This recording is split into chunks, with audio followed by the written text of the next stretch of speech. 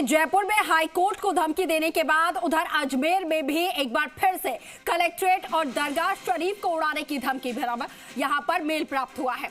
इसके बाद प्रशासन और सुरक्षा एजेंसियां तुरंत हरकत में आई। कलेक्टर लोकबंधु ने धमकी भरे ईमेल की पुष्टि करते हुए बताया कि मामले को बेहद गंभीरता से लिया जा रहा है। सूचना मिलते ही कलेक्ट्रेट परिसर में पुलिस जाब्ता, बम निरोधक दस्ता और डॉग स्क्वाड को तैनात किया गया। साथ ही टीमों ने कलेक्ट्रेट और आसपास के इलाकों में सघन चेकिंग की है। आपको यह भी जानकारी दे दें कि पिछले सप्ताह भी इसी तरीके का धमकी भरा ईमेल मिला था और उसके बाद सुरक्षा बढ़ाई गई थी। लगातार मिल रही इन धमकियों ने प्रशासन की सतर्कता और बढ़ा दी है। उधर पुलिस साइबर सेल ईमेल की तकनीकी जांच में जुटी हुई है ताकि भेजने वाले का पता चल सके।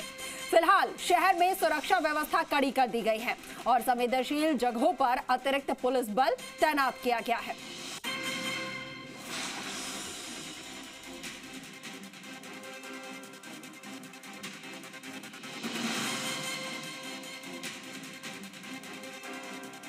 बोले कि हमने तुरंत हमारा इंटेलिजेंस, हमारा बम निरोधक दस्ता, हमारी पुलिस प्रशासन पूरा एक्टिव हो गया। हमने पूरे कलेक्ट्रेट को प्रत्येक कमरे में हमने जांच की और जांच अभी कर भी रहे हैं और इसके बाद हम दरगाह क्षेत्र में भी जाएंगे, वहाँ भी पूरी जांच करेंगे। सर, एक तरफ तो आपकी चेकिंग चल रही है, दूसरा कलेक्ट्रेट सभागार में मीटिंग चल रही है, वहाँ पर अभी देखिए, हालांकि यहाँ कलेक्ट्रेट सुचारू रूप से चल रहा था, लेकिन अचानक हमको सूचना मिली तो हम सारे रूमों को एक रूम को चेक करवा रहे हैं सभी।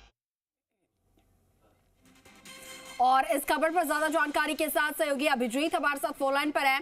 अभिजीत, पिछले सप्ताह भी धमकी मिली थी, फिर आज एक बार फिर से दरगाह को, कलेक्ट्रेट को बम से उड़ाने की धमकी मिली है। एक तरीके से लग रहा है कि ये धमकी देना, बम थ्रेट देना मजाक बन चुका है प्रदेश में।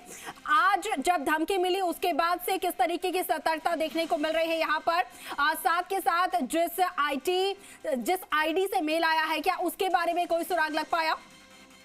देखिए, करीब 11:30 बजे के आसपास कलेक्ट्रेट में अचानक से बम निरोधक दस्ता और डॉग स्क्वाड की टीम पहुंची तो तत्काल प्रभाव से सूचना मिली कि कलेक्ट्रेट में एक बार फिर से धमकी भरा एक ईमेल आया है। पिछले सप्ताह जिस तरीके की भाषा उस पर लिखी गई थी कि कलेक्ट्रेट और दरगाह में बम धमाके होंगे, तो उस सूचना पर तुरंत रिस्पॉन्स करते हुए तमाम जो एजेंसियां थी सुरक्षा प्रोटोकॉल के तहत पूरे कलेक्ट्रेट परिसर के हर ऑफिस को बारीकी से वहां पर खंगाला गया है। डॉग स्क्वाड और बीडीएस की टीम के द्वारा कर्मचारियों को बाहर निकालने के साथ ही तो कर्मचारियों में भी ये कानाफूसी शुरू हो गई थी कि कौन फिरकी ले रहा है, क्योंकि पिछले सप्ताह भी जब इस तरह धमकी आई थी तो पूरे सघनता के साथ न सिर्फ कलेक्ट्रेट बल्कि दरगाह को भी चाक किया गया था, लेकिन वहां कुछ भी संदिग्ध नहीं मिला, जिसके बाद सिविल थाने में मुकदमा भी दर्ज हुआ था। लेकिन वहां पर भी अभी तक जानकारी नहीं मिल पाई कि ईमेल भेजने वाला कौन था, किस संगठन के लोग हैं, कौन लोग हैं, या कोई सिरे की एक करतूत है।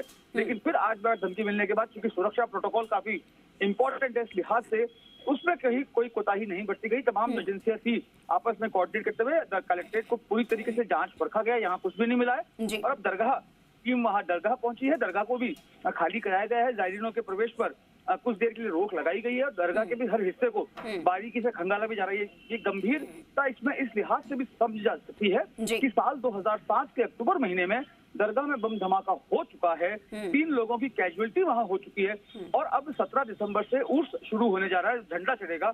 ऐसे में इस तरह की सूचनाओं को प्राइमा फेसी हल्के में नहीं लिया जा सकता है, खासतौर से अगर सुरक्षा एजेंसियों के हवाले से कहा जा सके तो। अब ये जांच का विषय बाद में होगा कि आखिरकार ये मॉडस ऑपरेंडी क्यों बन रही है।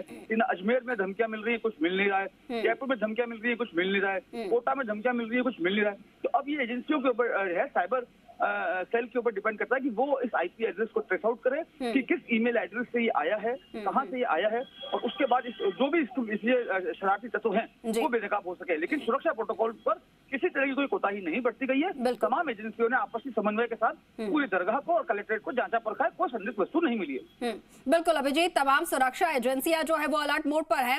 लेकिन दूसरी तरफ देखिए, अभी एक बार सर्च ऑपरेशन यहाँ पर चला लिया गया है, लेकिन इसके बाद भी जितने भी जायरीन यहाँ पर पहुंच रहे हैं या जितने भी पर्यटक यहाँ पर पहुंच रहे हैं उनकी भी क्या यहाँ पर जांच की जाएगी? इसको लेकर किस तरीके से शहर भर में व्यवस्थाएं की गई हैं?